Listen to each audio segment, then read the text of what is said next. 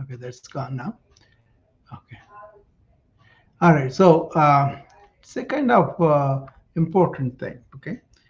Uh, as I was always talking about how I don't have to meditate, I will be in that awareness all the time, and then let the thoughts come and I do the things that need to be done with the thought, but then always, uh, not to be engulfed by constant chatter of thought.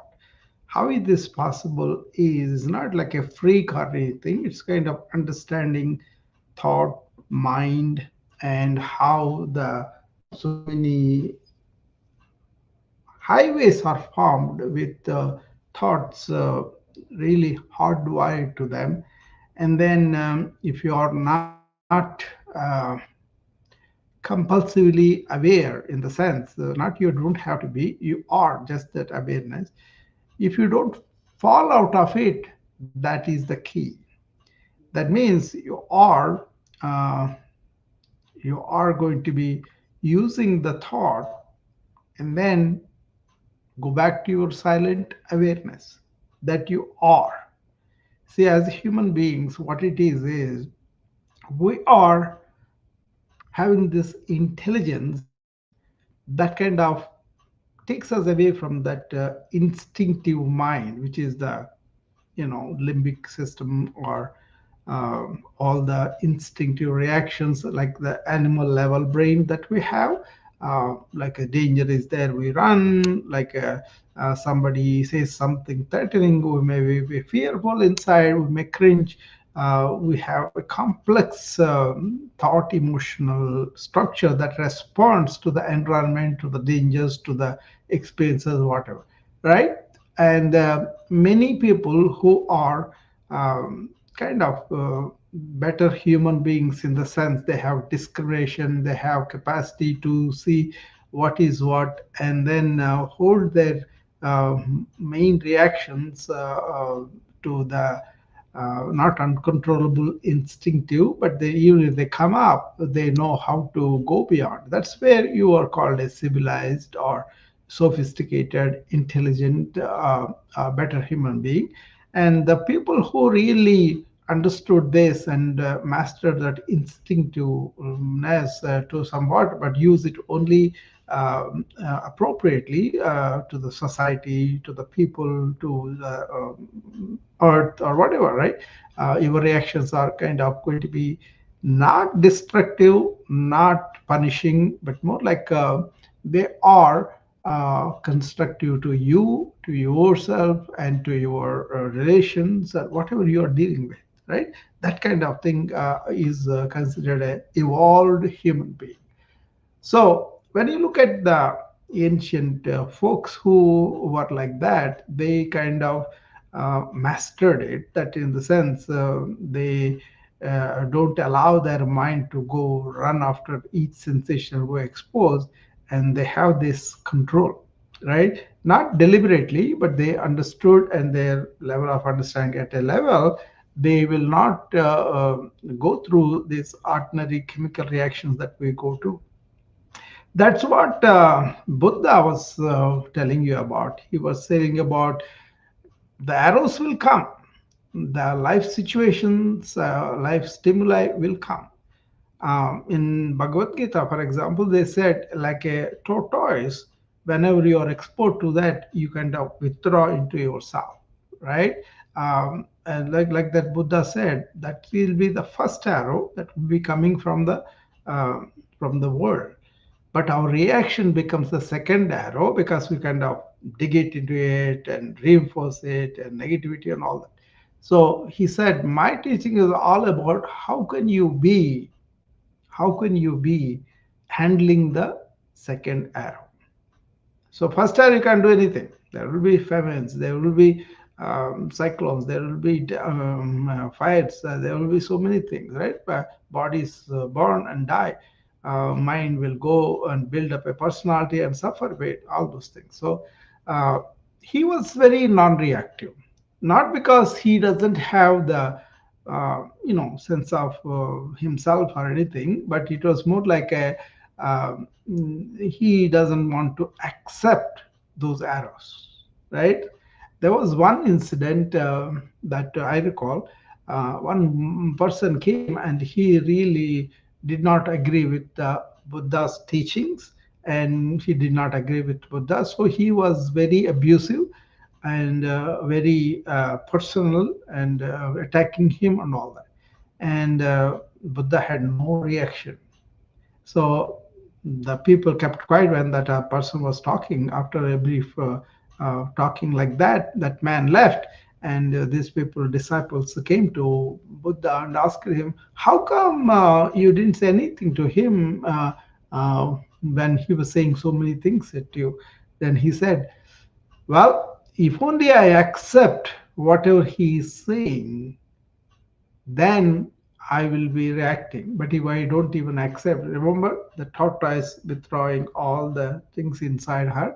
So you become your inner self, which is your conscious being, which is awareness, we call. If you are in that, not in this reacting mind, that there's a name for that in Sanskrit. It's called Vasanakshaya, and also Manonasha. They kind of go about Vasanakshaya is like all these tendencies that we allow them to grow without really paying attention to them. And just because you are sitting mechanically and then doing this, whatever you do to calm that chatter for a while, it's like that's called monolaya, where it's like whatever comes up, you kind of, I don't know what the game is, you kind of tap on that, it will go down, and then it will come somewhere else and you have to tap it down. Like that, the mind is allowed to run like 100 miles speed, and then you want to calm it down, and then it will come back again, it will calm it down. So instead of that, just be that self, that awareness where thoughts are happening. Then you don't have to deal with the thoughts, you only have to be in that awareness. This is a very fundamental realization that ancient had, and that's why they had powerful intellect, very sharp, but it has a base that was very, very balancing, right?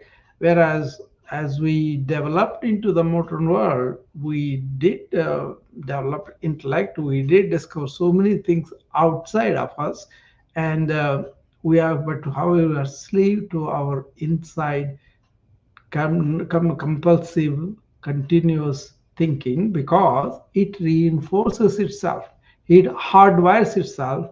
And suppose you see something and you like it, and then do it again and again, then you believe that that is your nature to like it. And then when it is taken off, you suffer. When it is there, also you will have to suffer that addiction of that hardwiring of the thinking happening all the time, especially now with the information age, with the social media dishing out so much material for us. It is how you use it. You don't let it use you. Okay, how you use it, how you make everything work like that. So this is an important topic, even for the peace of mind, even for being contented, happy within, even for non-reacting and responding to things, where reacting allows a chemical humoral response within you, which is practical, which is real. People insult at you, and then you react inside. You're angry, you are really want to kill the person, and you generate your own response where the blood pressure is high, your stress hormones level is high, and all that. That can make you weaker immunologically and also weaker physiologically too, right? That is the psychosomatic we talk about, where you psychologically you are wired like that, you will have the reactions of these hormonal or chemical reactions that we have, and that can help. But suppose you are like a Buddha head, and then you kind of calm and quiet, and you don't want to react, but you want to explain things, you want to resolve things, you want to forgive the person. all that is going to be helpful to you. It's not that you're weak. You got to be pretty strong for this, right? But if you are really at a level way high than the ordinary people reacting, but you are elevated yourself, your thought, your mind, your conscious being, and you are staying there all the time. Don't fall out of it. That is what I'm saying. Be that experiencer, be that conscious being, which is, we call it awareness now. Be aware. You get up in the morning, you are aware. But don't slip into this thought pattern continuously.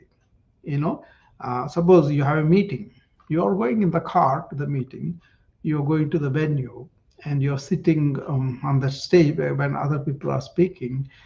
If you allow yourself to think about how it will be, how many people will be, how they will be taking me, what kind of impressions they take, and all that, then you lost that capacity to be on the subject what you're going to be talking about, what you want to deliver.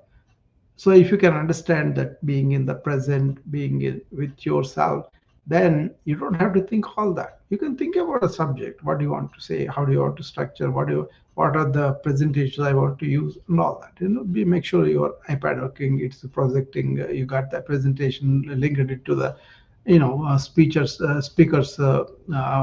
everything. Then when you want to go ahead, use your aids if you want to. Otherwise, don't use your mind to take you all over the place, but for that, then a lot of people have anxiety about the speaking, anxiety about whether they will be accepted or not, and all those things are unnecessary. If you are trying to share something, like I come on this talks, I want to share something, and I want to invite people. If they want to come up, that's fine. If they don't want to come up, that's fine too. But my main aim is just share with our friends, and then show them that you are in the present all the time, and you are aware, and you are enjoying that joyful, blissful feeling without having this torture of thoughts going around all the time.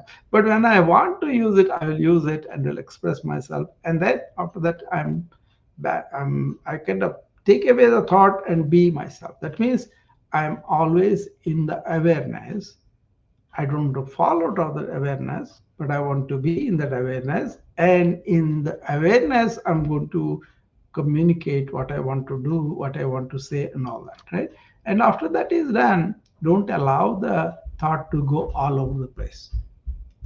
Again, be in that silent self, which is your awareness.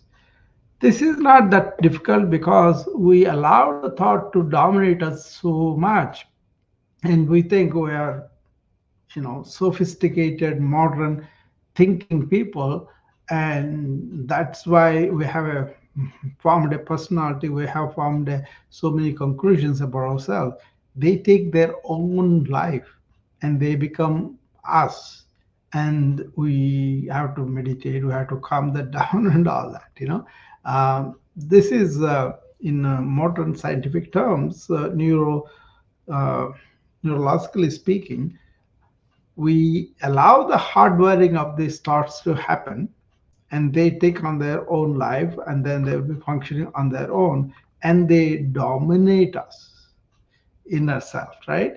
And then we will be at the behest of that memories, behest of the stimuli, and if somebody says something, we react, and that reaction becomes more and more as you go along, and this is how people lose their peace. But if you can really use the thought and finish it off and go back to your silent self, and that is what you really are. That's why I don't want to use the term mindfulness. I want to use the awareness. There is no mind there, no need for the mind. You are, without the mind, yourself, compulsive self, right? You stay there, and then you operate the thought as an instrument to do your stuff. Then you have a very powerful intellect, but also you can regain the lessons you learned from the past, and don't have the emotional reactions. Don't go and live there. That's it. You can plan for the future, but even a plan, that's only for a framework for you to go about. But if something goes out of the way, then you don't react. You kind of improvise. You kind of do that. If you are doing this, you are a terrific time manager. You are a terrific event planner. You are a terrific organizer, and all those things come because you are not letting your faculty of thought go out of whack. How do you do that? Just using it as it happens and also as is needed, but then not falling out of your real being, which is your awareness. Get up in the morning, first thing, open up your eyes. Don't let the thought of yesterday or tomorrow or even today come into you. Just be with that awareness, wakefulness, alertness of the day, of the atmosphere, of the place, everything that you are. Don't name them. Just be. Okay. I mean, you don't have to talk. Just be. And then delay that ongoing thought network to come in and take over you. Think consciously. This is the mantra I use. Be in awareness all the time and use conscious thought. That means you are thinking consciously, you are thinking intentionally, you are thinking here and now. And then use past data and future planning there, but don't go and live there, okay, emotionally. And then what happens is, whatever that comes to your way, you could open up and be receptive, be uh, willing enough to change to what is presented to you. Suppose you are started in the car and suddenly you find yourself in the traffic jam, and you don't have any way to communicate to the office and all that because the phones you are trying, they are not able to, they are all jammed because they have so many calls coming up. Then you can send a message or something like that, do that, and then wait for the traffic to clear and go. But if you are emotionally getting upset, that's what happens to a lot of people. That's why how they build up their own stresses. They cannot perceive that their thoughts are overcoming them. Remember the Buddha story, and that is what happens. Okay. I am fortunate to understand this way early, 1980s. When this was presented to me, I thought, "Oh, what is this?" Because we are always thinking, we are getting up in the morning and immediately allowing the mind to take over. Oh, this class is there. This I have to submit all medical schooling, right? And then by the end of the day, oh, I have to catch up with all the studying this, then study late into the night, and then get up in the morning. So you're hardwiring that. That's for the learning, but not for your emotional life, not for your other lives. And then you may have to change that. You see how many things happen. Scientifically, we agree, okay, this particular drug is working like way. For example, metformin, that was there way back in my third year or fourth year. I think that's when we had the pharmacy. And then I was reading about this, and then there were cases of lactic acidosis, and it was banned. And then again in 90s or late 90s, I think it has come back because lactic acidosis can be measured, can be observed, can be taken care of easily, and also not all patients are having the lactic acidosis. That's why we don't want to lose the benefits of that medication because of the erroneous conclusion it will cause it anyway. We have to change, right? So the truth changes with the scientific quest. Like that, truth changes with yourself and how you allowed yourself to be programmed, right? So, but real you, who you are, that is the truth of yours, never changes. Because we don't stay in our true nature, true self, we give so much importance to thought. And then thought takes over us and rules us. So that's an important thing to consider. So if you want to be in your silent self, in your serene, tranquil nature of yours, the thought and the mind, everything is limitations of the that self.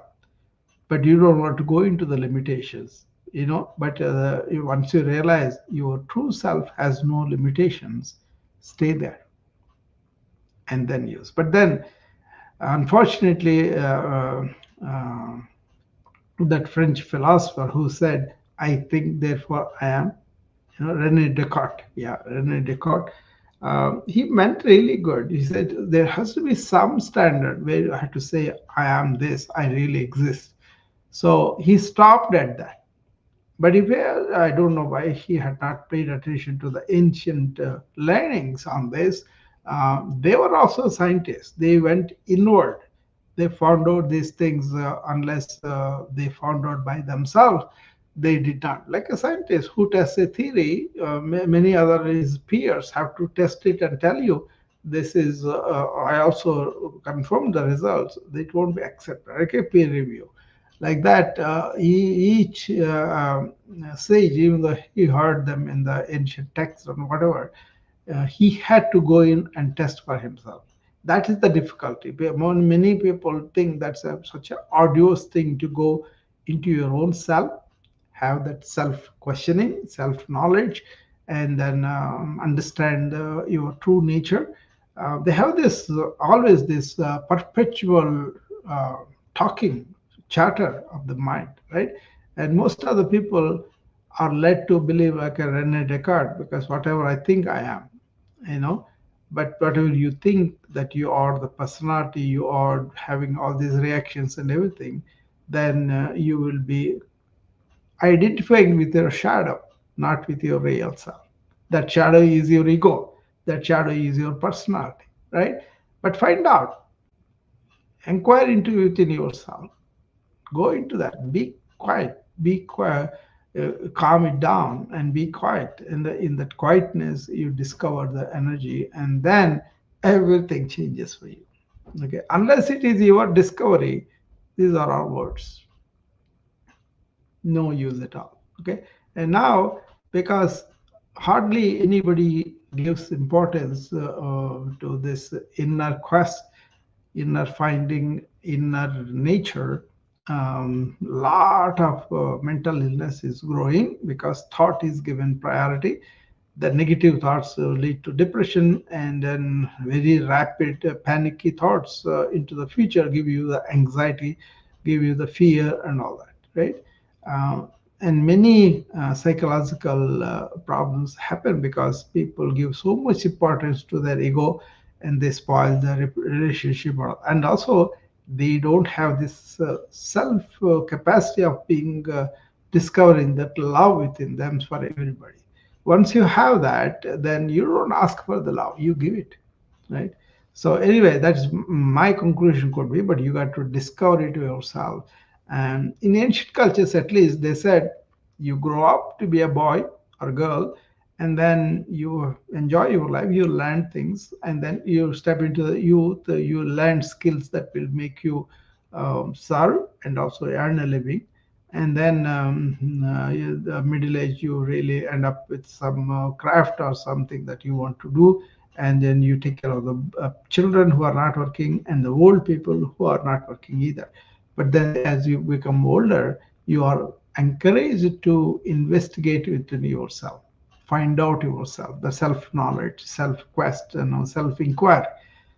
And as a part of that, you do physical yoga to become healthy, we keep on healthy, and also keep our mind quiet, and then investigate into this by retiring from the worldly life. But now, worldly life is everything, even though it is engulfing people's lives, it is not really making them feel this tranquility, peace, and bliss inside, right? Everybody is directed to outward few pleasures, and maybe occasionally peaceful, but most of the time people are driven by external circumstances, but they don't have any control on that. That's why Be aware of yourself, your true self, and be in that all the time. Ramana Maharshi had a great quotation about this. Attention has always to be in that inner self. Okay, that's a quote, a wonderful quote. Um, attention has always to be poised on the inner self.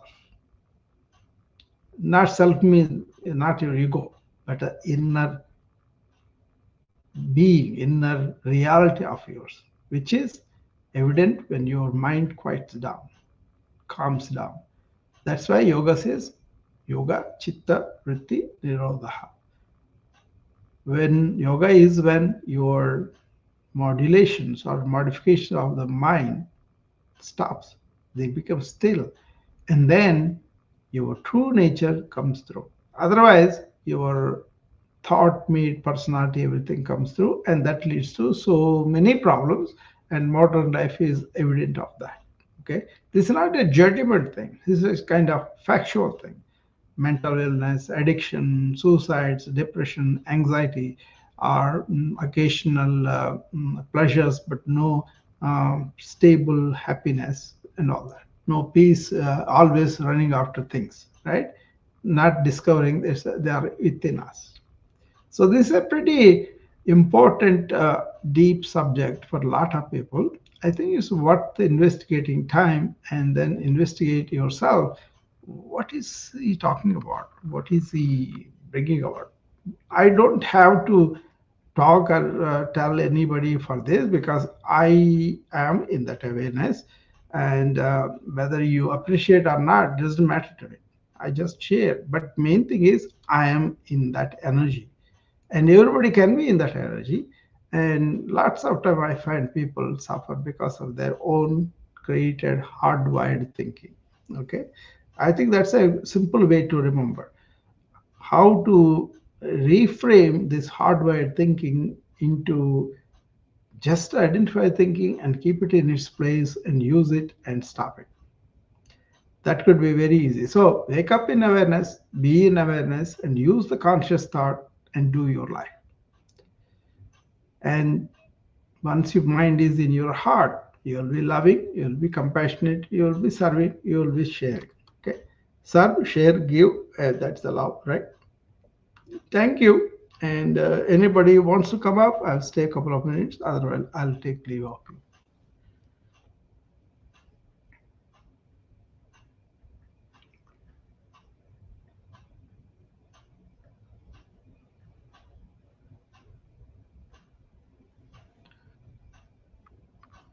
Okay. Thank you.